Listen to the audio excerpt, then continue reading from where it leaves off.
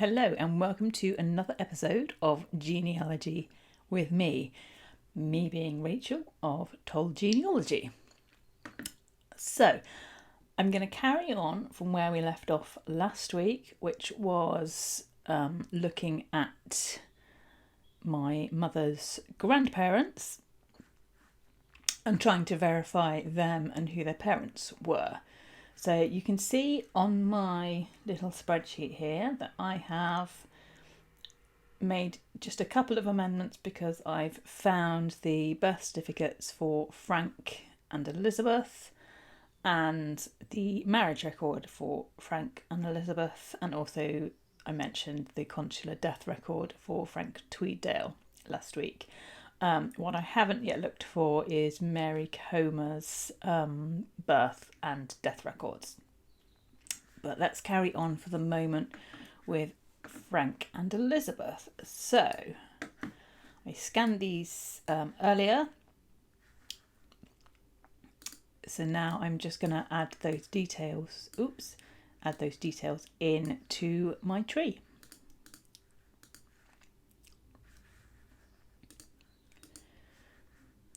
So, Frank was born on the 15th of October 1891 at Glenfield, or 31 Waterloo Terrace, Glenfield, Sowerby Bridge. So I've updated that. And we're just going to update the parents' details. Now, sometimes his name is spelt Tweedle, but the correct spelling is Tweeddale, so I'm just going to make sure that's accurate. And actually what I will also do is capitalise in the same way that I did the earlier records. Now, we can add a little bit more information about Frank, so we now have his occupation, at least at the time that his son Frank was married. So on the 15th of October 1891, he was working as an engineer's tool fitter.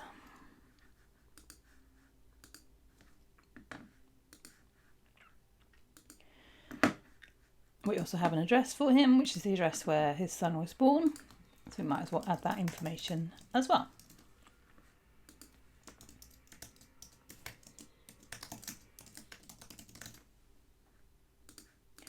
So living at 31 Waterloo Terrace, Glenfield. Okay, and Frank's mum, we can now add that her name was Child, which won't come as any surprise to you if you watched yesterday's episode. Yeah, that was a spoiler alert in my video from yesterday. Right, so I've added those details and I'm going to colour that in green so that I know that I have dealt with it. Right, so here is Frank's death record. As I explained, he died in Egypt, and because he died within the British kind of consulate area, he gets a different kind of certificate. So we do still get a death certificate for him, but it's a bit different from what you're used to seeing for English and Welsh records, in that it doesn't actually tell you how he died. It tells you when and where he died. So he actually died aboard a train coming from Aswan, because he was working on the Aswan Dam. He was living at Aswan Dam, and we know that his death was reported by his friend, presumably a Mr. Wigglesworth. That's literally all we know. I've looked for newspaper reports. I haven't been able to find any, so I don't know if he was ill or what happened. Just that, yeah, he died. So I'm going to add in the date. Was it June? Yes, June.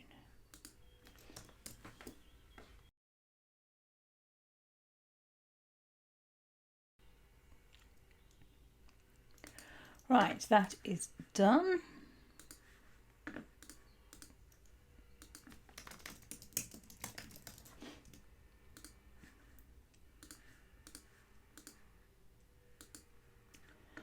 Okay, now next we're going to go to their marriage record. So that is here. I'll just make that a little bit bigger for you. So I'm going to edit the records that's already here just to update the date. And so they actually got married on New Year's Eve, 1913.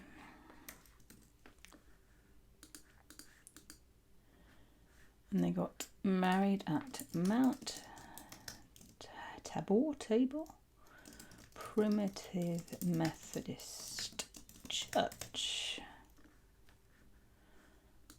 I don't know if that means they were Methodists. Maybe, I really don't know. Okay. Right, so Elizabeth, this is kind of the crucial information we needed to know about Elizabeth to enable us to progress her line. So we have confirmation of her middle name. We have confirmation that her father is named George. And George is an electrical railway driver. So I'm going to add that information in.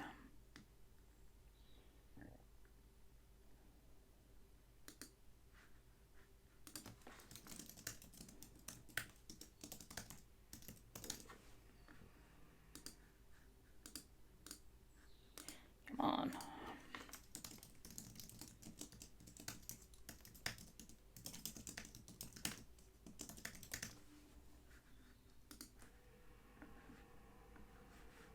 Okay, and what that's going to do is, along with the address that she was living at, that's going to help us find them on census records to make sure we get the right bakers.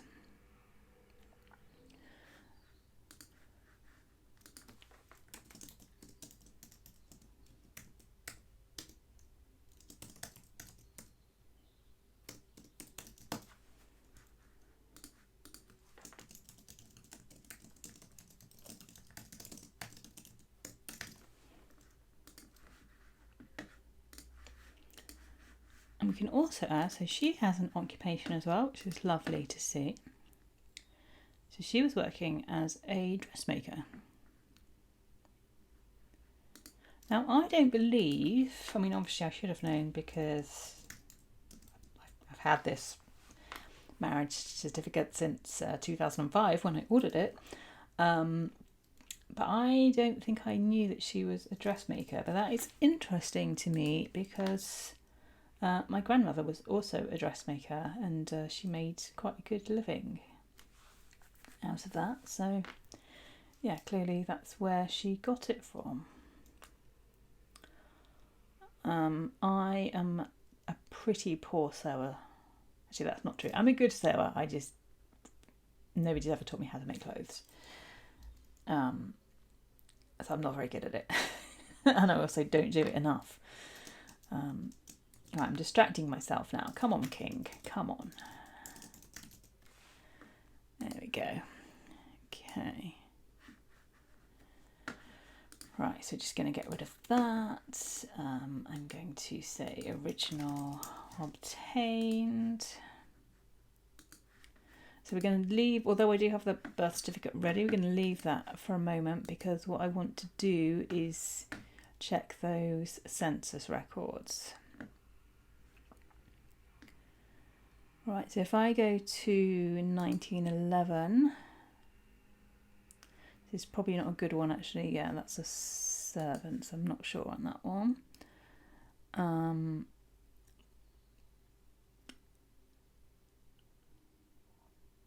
1901 is a Lizzie Baker.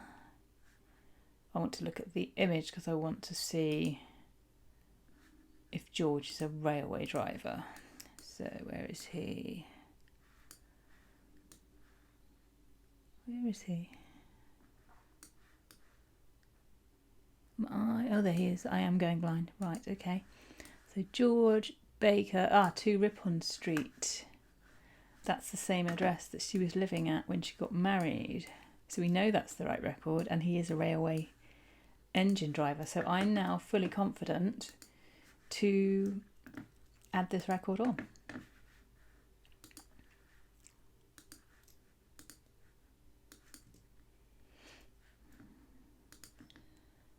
we now know that she has a brother, George. So we can say, oh no, wrong column. I think it will say possible, found there, but I'm not going to add anything yet. And we need to put her dates in, don't we? So 1893, we don't yet know when she died.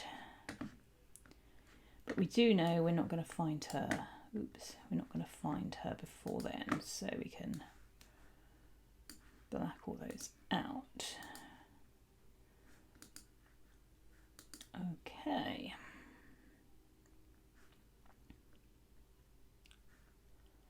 Right, so I'm going to leave looking for 1911. That's probably the right record, but in truth, if she's working as a servant, there's probably not any way to know.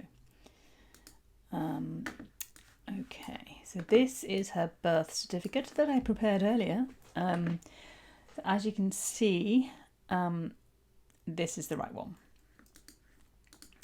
So let's add this information in. So I think we had her date of birth already. We had that from the 1939 register.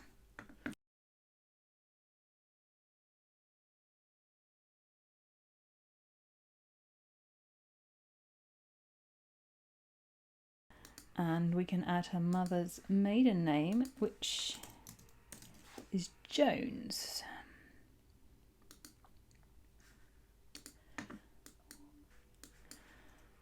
And we can add this information in.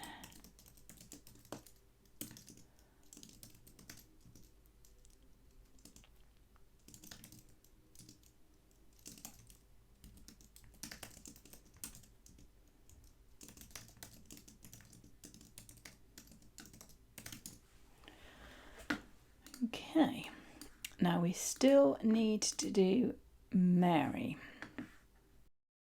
Now, here is Mary's birth certificate. I've had a look. I don't actually have her death record, so I would need to order that, but that's fine. I don't actually need that to progress her tree. It's just a nice to have and to know, I guess, what she died of and things like that. But then we have her birth certificate. I know for sure this is the right one. Trust me, I think I ordered when I was doing this exercise back in 2016. I think I ended up ordering at least 3 different birth certificates. This is the right one. So, and sometimes that is the way. If you have somebody not necessarily with a common name, but maybe common in that area, like Liverpool then had a really high Irish population, still does to some extent. But if people have common names, sometimes if you don't know what the mother's maiden name is, or you see more than one marriage birth certificate that would work with the same maiden name on them, sometimes you do just have to order them and figure out which is the right one from that. So that's what I had to do in this instance. So I'm overwriting her birth date, which we got from the 1939 register, which was clearly wrong. So we're correcting that. And she is born in Liverpool. Oh, wow. Fingers on the wrong keys.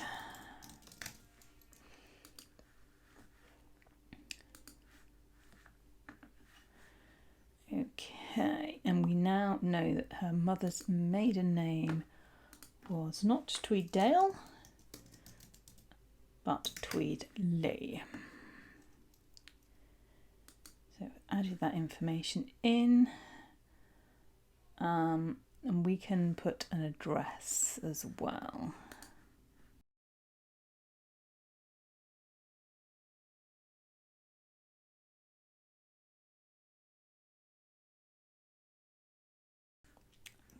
But yay, we've added that in, so we can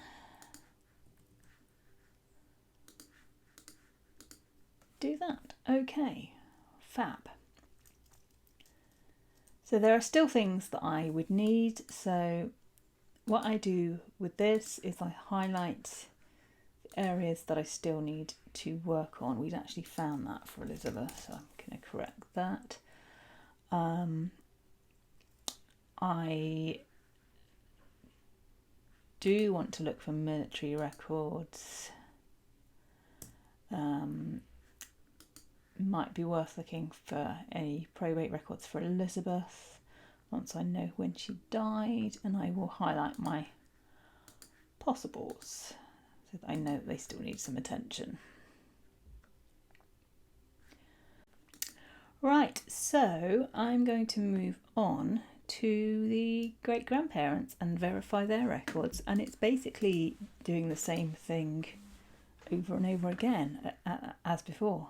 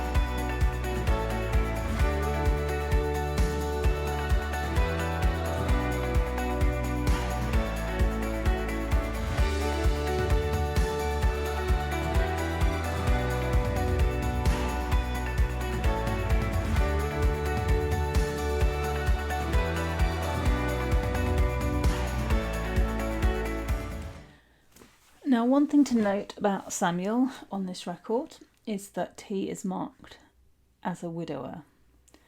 So clearly there must be another marriage for him. Okay, so now I'm going to have a look. Well, actually, before I do that, because I already have some census records for him, so I'm going to add those in.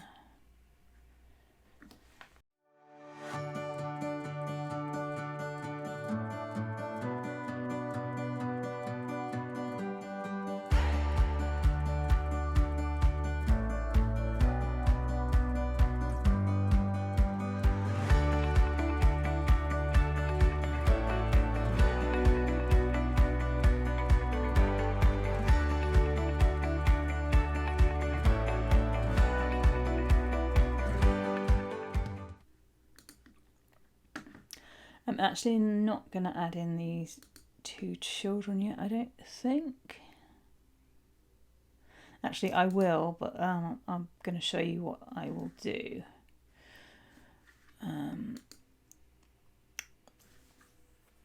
When did they get married?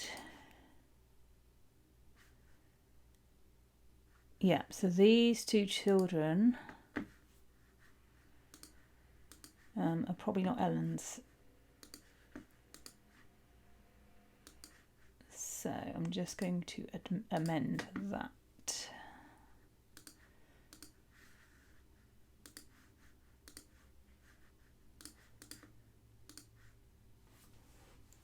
Okay, and that's the problem with ancestry hints, particularly with census records. If children are living in a household and obviously the census record only lists how they relate to the head of the family, and if that's a husband or the husband of a couple, the algorithm is obviously going to assume, like if he's remarried and so there's a wife marked, the algorithm is going to assume that they're her children as well. But obviously in this case, I had recalled that wasn't true, but even if I hadn't known, I can check their dates of birth and realise that, well, if they didn't get married till 1879 and he said he was a widower, they may not be her children. So if you come across things like that and you want to double check, you can always go and go to the edit and edit relationships, and that will allow you to very quickly remove a parent.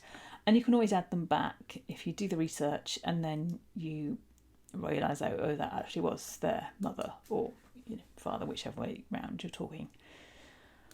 So that's just something to be aware of.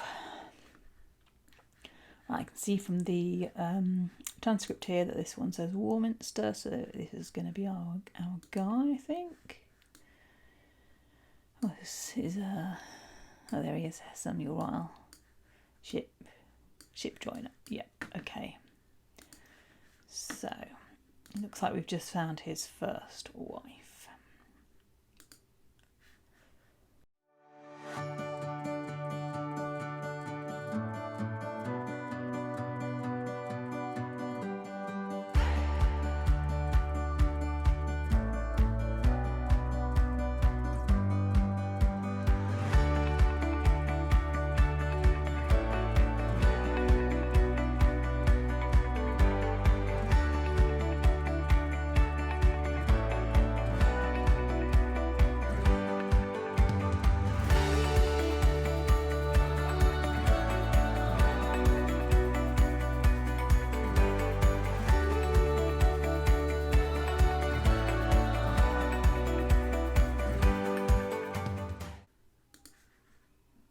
Right, so I really need to look for his birth record.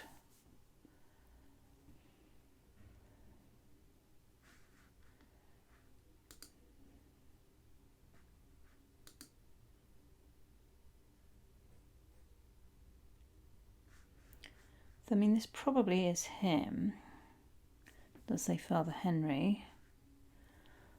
I think I would like to just check the actual birth records, which it doesn't seem to want to show me. I'd like to make sure there's just not another Samuel Ryle in that area whose birth is registered.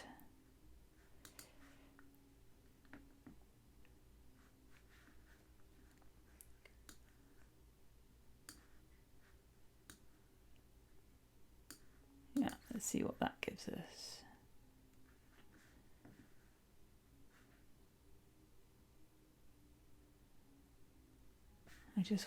I'm not sure where that is.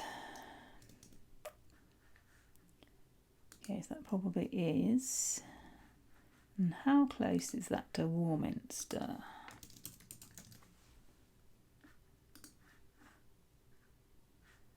Quite far. I'm happy that that is the right record.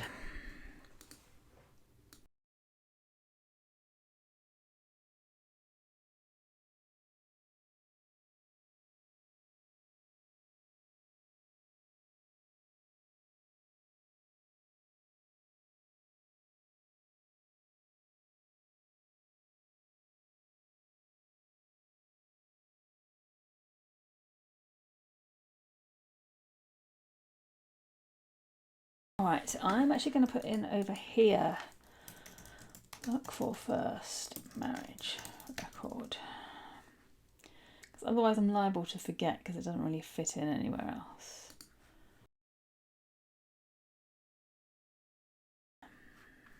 Oh, what I didn't do was update that to 1904. 1904.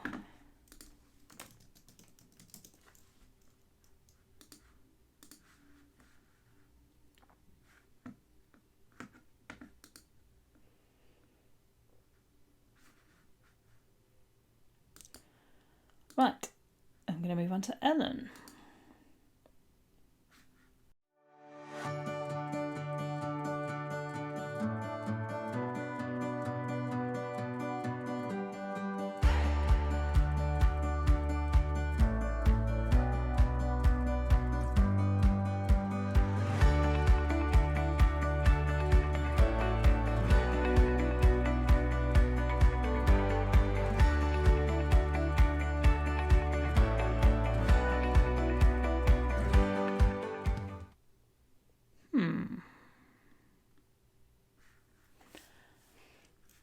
Right, okay. It doesn't look like we've got her on any census records.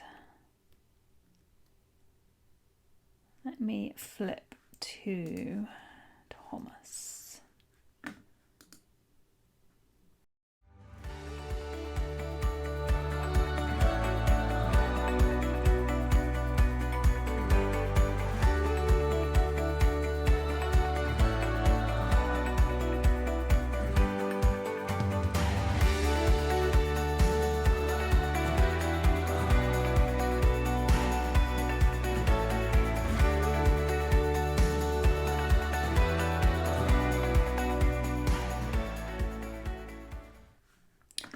Right, well, I don't think we're going to be able to do anything with her for the moment.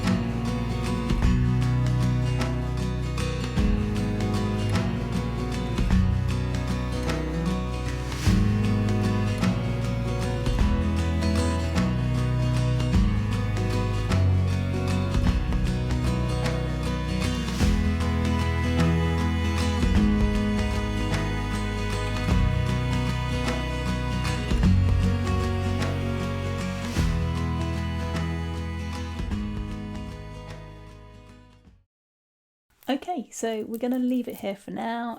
As you can see, I've still got quite a lot more work to do. So we'll pick up where we left off next week. Right, see you then. Bye.